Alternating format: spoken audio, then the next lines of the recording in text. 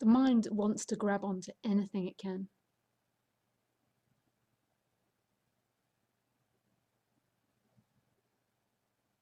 If you want to call it the ego, the ego.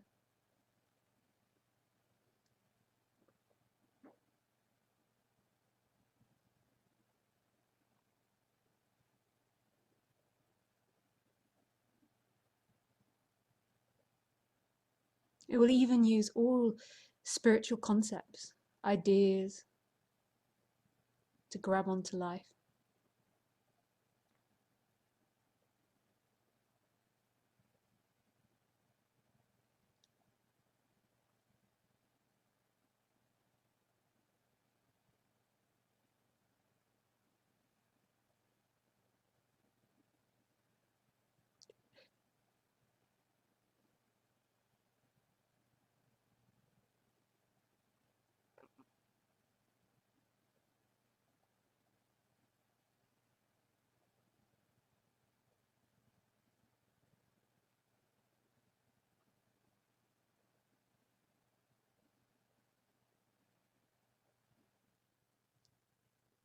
And concepts are great to break concepts. Ramana Maharshi used to say, use one thorn to dig out the other thorn, then you throw this thorn away.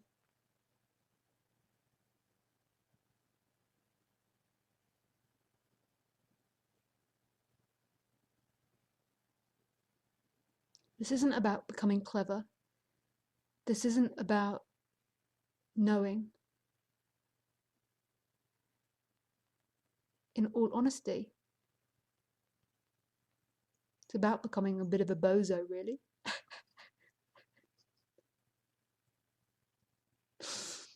About becoming a fool. Or a bit of an idiot.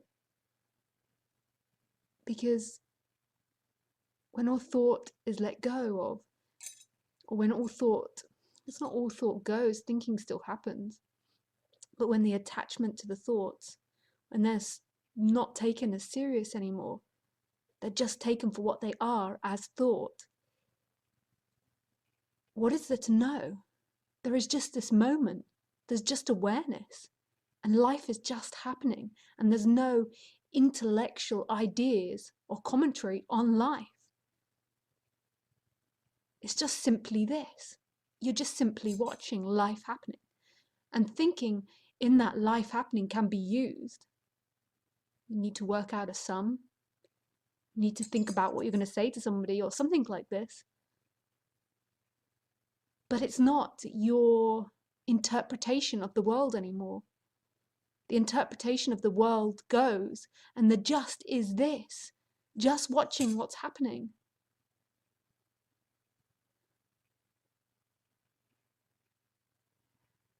And this is all you ever wanted.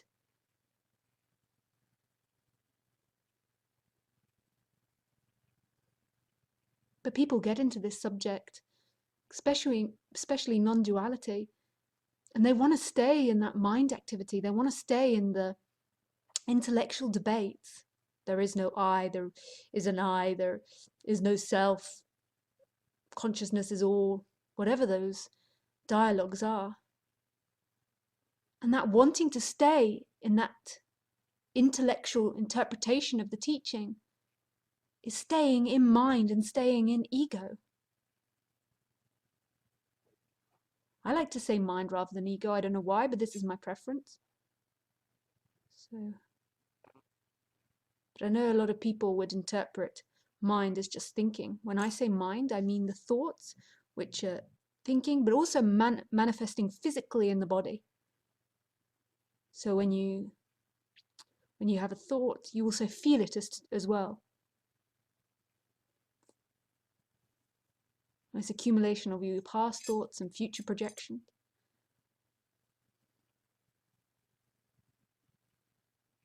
But anyway, back onto the subject of being an idiot. And all these words that I'm saying aren't right. They're just what's popping out of this being at this very moment. And maybe they change something in somebody, maybe they don't. Maybe the story is that from this somebody will have a great awakening. Maybe from this somebody will be greatly disturbed. That's not in my control. There's no intention here to liberate anybody. I see everybody as liberated. These words just pop up. I'm no teacher. Speaking and recording is just happening. I can't see a student. I see everybody as liberated.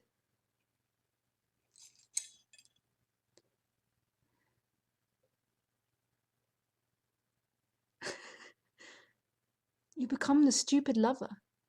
You're in love with everything for no reason.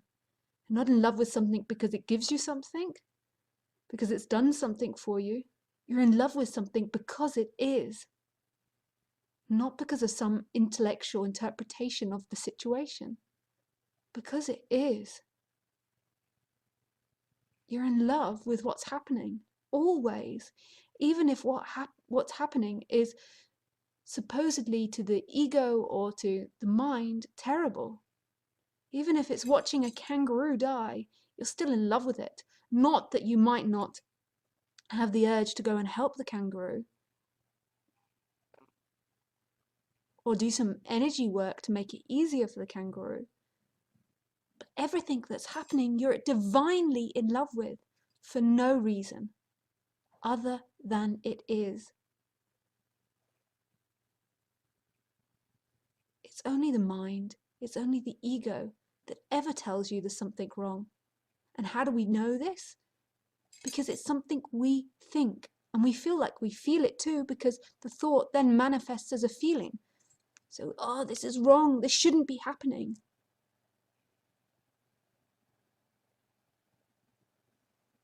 But when the thought goes, the contraction, the emotions go, not that there's not sadness, you see the kangaroo dying and maybe you cry.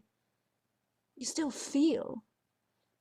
But again, I say again and again, you're not looking at the world through an intellectual concept. It's immediate. It's immediate. There's no second. Thinking happens, but there's no second interpreting.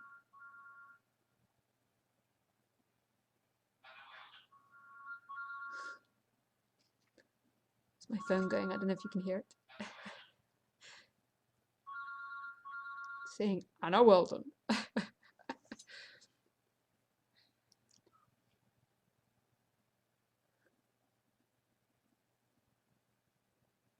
stupid lover. That's what we all are. She's going to ring the home line now.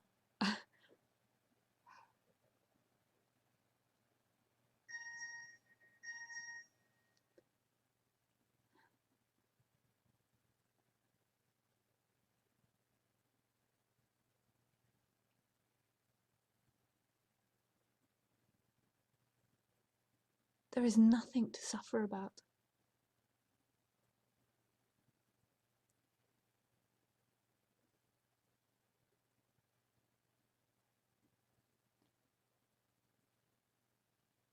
It just is this.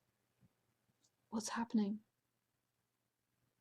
And it's not that intellectual concepts won't come up to remove thorns, or that all this beautiful spirituality won't happen. I love it. I actually see it on the internet and I think, how beautiful. Reiki, Chinese medicine, people even arguing about non-duality. Sometimes I laugh a lot at that, but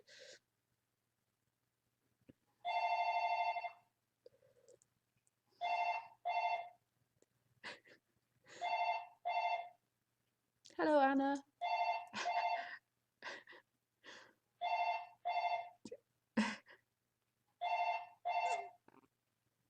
Isn't that fantastic that my phone can tell me who's calling out aloud?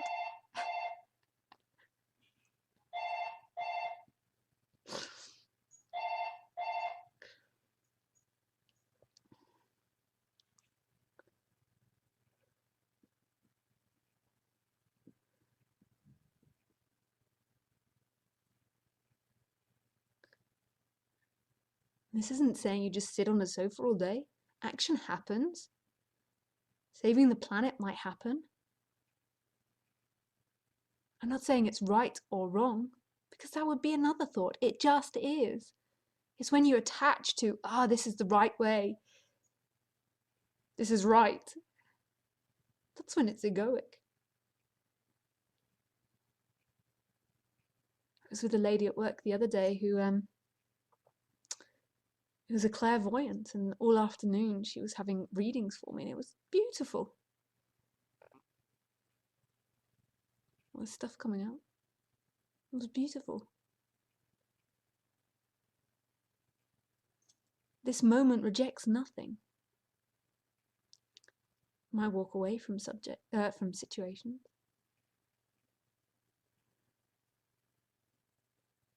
Nothing's seen as right or wrong. It just is. And that's where you fall in love.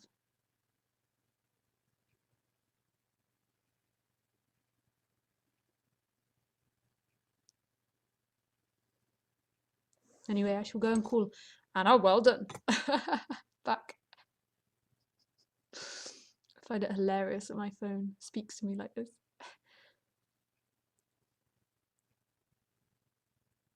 I mean, isn't it amazing? All of this. I think I've said this quote many times, but I shall say it again. We spend our whole life searching for the miracle. And what we fail to realize is life is the miracle. All of it.